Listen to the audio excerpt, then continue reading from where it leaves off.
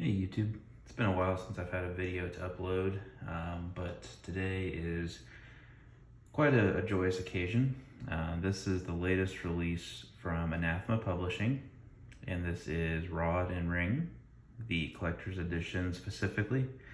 And the book itself, just to kind of give you a close-up here, is probably one of the nicest covers I have seen to date.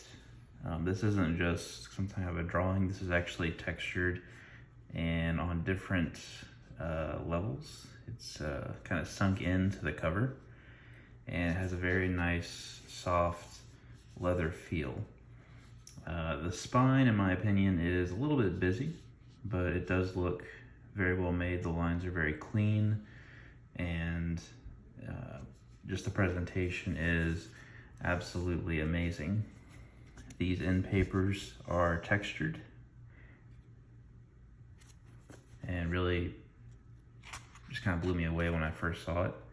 And this is the signed plate, number 52 of 309, Rod and Ring, and then it's got the author's signature.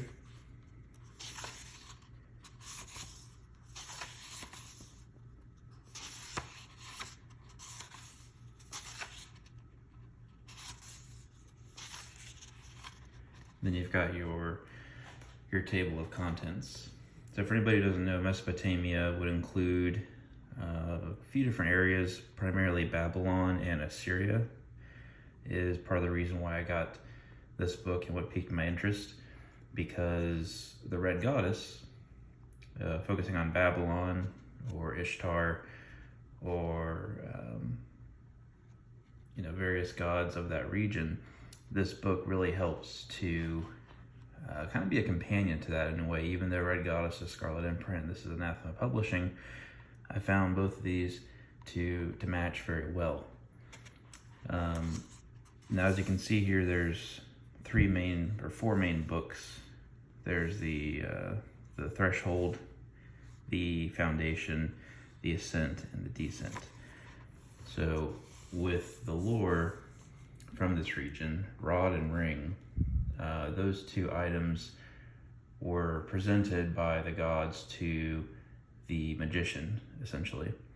And in the case of this book, the ring represents the earth and all of its inhabitants, and the rod represents the divine connection to the gods.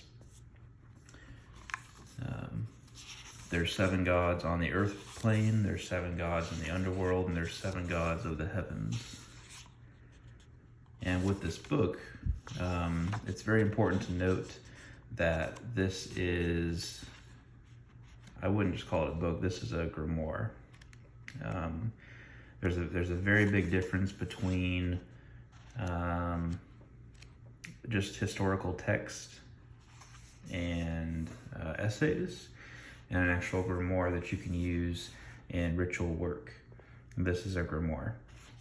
There's, in the beginning, if you look at the appendix, there's probably about 30 or 40 pages that give you some history and introduction.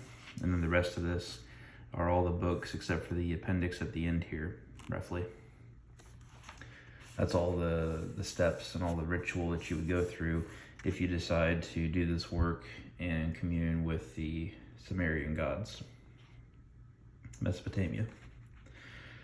So it has here the thephoric name. So you basically look at what hour you were born, and then the minute you were born, and this would serve to work with the deity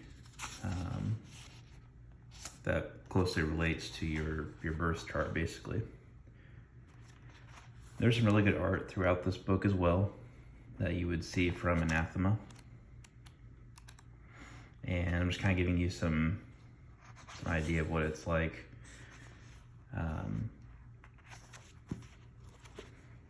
There's a lot of text in here that would be read aloud.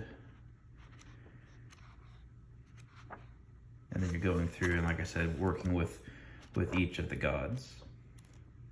So the process itself will take quite some time, which is true with any great magical work. I have read through the book, and of course I haven't done the actual work yet. It's something that I'm going to come back to in the future.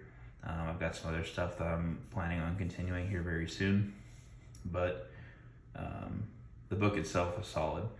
There's a lot of information, and Mesopotamia honestly is something that I haven't done a lot of I guess research into is a good way to put it.